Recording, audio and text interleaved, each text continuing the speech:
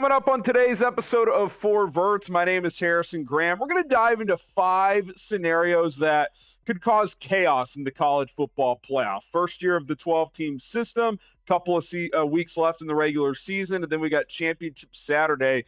Then it's decision time for this college football playoff committee, and there's a lot of things to still work out over the next few weeks and some scenarios that could cause havoc. And I was doing some data, some research on my channel here. We're approaching 5,000 total subscribers, and I found that we have a lot more NFL subscribers than college football ones. Now, we've got subscribers that like both, but it's almost a 3-to-1 ratio that NFL is a lot of our subscribers' favorite sport. So to justify us doing more college football content, we need more subscribers from our college football videos. So if you want more college football content, hit that subscribe button. If you're also a fan of the NFL, this is still a really good channel for you. So go ahead and subscribe today. We would greatly appreciate you guys doing so. All right, let's get to scenario number 1 here, as the Indiana Hoosiers, I think, are a team under the microscope right now because they are 10-0. They go to Ohio State this week, but they pretty objectively have the worst schedule among all of the Power 4 teams in the country, especially between the Big Ten and SEC, and especially among those in consideration to make the college football playoff. So first scenario here. What if Indiana plays Ohio State tough, like loses a competitive game on the road, maybe 34-24, 30-27, 10 points or less? Like, at the end of the game, you're like, okay, that's a pretty good team. And then they beat Purdue next week. Is that enough to get into the playoff? Does an 11-1 Indiana team make the college football playoff? Should they make the college football playoff? I think it's certainly up for debate. If they should, if they will. I'm always an advocate for new blood, for, the little guy, if you will. I know Indiana's in the Big Ten, but if it's the 6th SEC team or an 11-1 Indiana, I'm not going to be griping if Indiana gets left out. Now, I will say this. If Indiana gets slaughtered on Saturday, like say Ohio State beats them 38-10, 31-13, it's clear like they don't belong on the same field. I can hear the discussion that an 11-1 Big Ten team should be left out. But don't we deserve to see this play out? Don't we owe it to ourselves to see how it goes? Like, you're already seeing the discourse, like, Indiana's not a playoff team. Well, they're 10-0. They've blown out most of their opponents, and now they get a test against the top 5 team in the country on the road in Ohio State. If they're competitive in that game, I think that will speak volumes. But I think it's a scenario that teams are going to be watching out for. If you're like one of those 2-loss SEC teams, I think you want Indiana to get blown out on Saturday to feel good about a 2-loss SEC team for sure being ahead of Indiana. All right, scenario number 2. What if Army beats Notre Dame? And this is kind of a 2-parter. And then what if Army wins out and Boise State wins out? Now, there is a caveat to this as well. The Army-Navy game is the week after Championship Saturday, and it's after the college football playoff determines its 12-team playoff. So what if Army is 13-0 or 12-0 and in position to be the group of 6 team? Like, say they leapfrog Boise or Boise loses or whatever, or maybe the chaotic scenario where both of those teams could get in. Maybe the Big 12 gets left out. We'll talk about that in a second. Is the committee just going to ignore that Army has 1 game left? And what if they were to go on to lose to Navy? Now, I think 12 games is a big enough sample size in that scenario, and especially if Boise State were to lose a second time, I think the committee would be comfortable with just having Army be the Group of 5 conference champion to get an auto bid. But I think if you put them in there, if I'm Army, I know the Army-Navy game is huge. The Navy game's just an exhibition at that point. I'm not playing my starters. So, look, Army's got to win Saturday for any of this to matter. If they lose, they're eliminated. But if they beat Notre Dame at Yankee Stadium this Saturday, it's going to be very interesting because I think you start comparing that resume next to Boise State's. I think it's a real discussion. Army would have the better win. Boise's best resume builder right now is that they almost beat Oregon.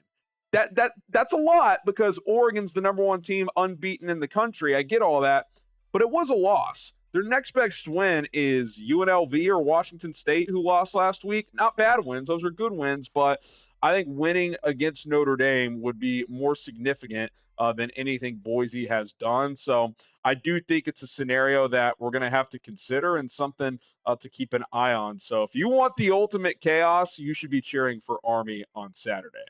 If you're looking for the perfect holiday gift this season, go ahead and check out Turtle Beach. Get the best gaming headsets and accessories out there at turtlebeach.com/chat. Code chat for 10% off. Their new Stealth 700 Gen 3 headset picks up so much crystal clear sound. It's basically cheating when you game. Santa could crash land right into your living room and you wouldn't even notice. And listen, I know sometimes you're gaming, you get down to the final boss, or you're playing with teammates, and that battery life is starting to fade. Not with Turtle Beach. 80 hours of battery life. You can game throughout the holiday season and not have to charge this headset potentially at all. So trust me, you're going to want to check out Turtle Beach. They're very comfortable headsets as well. It's like wearing a cozy Christmas sweater, but for your ears when you rock Turtle Beach. Trust me, you are going to hear every sound, every loot box, every reload, every explosion, whatever type of game you're playing. Maybe it's a football or basketball game. The crowd noises, the commentary, it's right into your ears and it's crystal clear. So whether you're treating yourself or a family member to a gift this holiday season, now is the time. Go to turtlebeach.com/chat. Use code chat to get 10% off at checkout. That link is in the comments and in the description of this video. One more time, turtlebeach.com/chat. Code chat for 10% off. Okay, scenario number 3, and one we've kind of talked about here on For Verts, a college football and NFL show. Hit that subscribe button for daily football content. What if 6 SEC teams finish 10-2? Missouri's out, so the 7-team 10-2 scenario is done. They lost. But 6 10-2 SEC teams is very much on the table. And it really comes down, we'll talk a little bit more about Texas in a minute. It comes down to that Texas versus Texas A&M game. Now, could other upsets happen? Could Tennessee lose at Vandy next week? Could Florida beat Ole Miss this week? Sure. Like, it's college football. These things happen all the time. But we're coming down to it. I mean, there's 2 weeks left, and there's a very real scenario. And if it's just chalk across the board and A&M beats Texas, we got 6 10-2 teams. So there'd be a couple of things to decipher through. One, who ends up in the SEC championship game? In that scenario, it would almost certainly, outside of a crazy scenario, be the winner of Texas versus Texas A&M against Alabama if they were to win out. Or if Bama were to lose, Georgia's next in line, or there's some crazy scenario where if Missouri loses out, then the tiebreaker changes. But Alabama is likely in the driver's seat if they win their last 2 games, and then it comes out to that Texas A&M game. And again, if A&M beats Texas, then 6 teams could be 10-2. Could the team that loses in the SEC championship game actually be the team that's left out? Like, could they get punished for that 3rd loss? Because you've heard guys like Lane Kiffin come out and be like, yeah, going 10-2 and not going to the SEC title game is probably a better scenario because there's no risk of an extra game. There's no risk of injuries. You got an extra week to rest up, all that stuff. So it'll be very interesting to see how the committee handles that if that scenario pops up. So keep an eye on that. If there's no upsets this weekend, Texas versus Texas A&M becomes maybe the most important game of the year in terms of organizing the college football playoff. And that brings us to Texas. If those scenarios play out, could Texas be the odd man out? Because when you look at all these SEC teams right now with 1 or 2 losses, Texas has 1 loss. Let's say they lose to A&M, that would be 2 losses. Let's say everybody else holds serve. So Texas A&M, Ole Miss, Alabama, Georgia, Tennessee, all end up 10-2. Only one of those teams would not have a ranked win on their schedule. That is the Texas Longhorns. So even though they seemingly have passed the eye test, even though they've beaten Michigan on the road in the non-con, and it's not their fault that Michigan stinks, the bottom line is when you compare the resumes and who you beat, Texas would have the weakest one. I don't even know what their best one would be. You're talking maybe at Vanderbilt in that scenario, Florida at home. It's not that strong. It is not that strong. So I think if you're a Texas fan, you got to be thinking, we got to win that Texas A&M game, because even though the committee clearly likes them, they're number 3 in the country right now. Outside of that Georgia game, they've been, borderline dominant for most of the season. You lose to A&M, you start, stacking up these resumes side by side. Texas comes 6 out of 6 out of those 10-2 teams. So I don't think the Longhorns are a lock to make it. Would I still expect them to make it? Yes. They obviously have the brand bias that we know the committee has favored over the years. But I don't think it's a lock. I do not think it's a lock. So if you're the Horns, you need to win your last couple of games here. Scenario number 5, and it kind of ties back into the the Army Boise scenario. If Army goes undefeated and Boise wins out, what if Arizona State, the lowest Big 12 team that's still alive to make the Big 12 championship in the college football playoff, what if they win the Big 12? I think Iowa State may actually be one spot lower, but regardless, it's a tougher path for them. What if Arizona State wins the Big 12 and the Big 12 gets left out? Because ASU plays BYU this weekend. If they win that game, sure, they're going to vault up, but I don't think they'll be necessarily ahead of Boise State at that point. And if Army beats Notre Dame, I'm not sure they'd be ahead of Army next week. Could there be a scenario where the Big 12 is left out of the college football playoff? I don't think it'll happen. I think the Big 12 champ gets in. And just so people know the rules, the 4 highest ranked conference champions get the top 4 seeds. This week, Boise State's actually that 4th team. BYU is the 5th conference champion, highest ranked conference champion that earns an auto bid.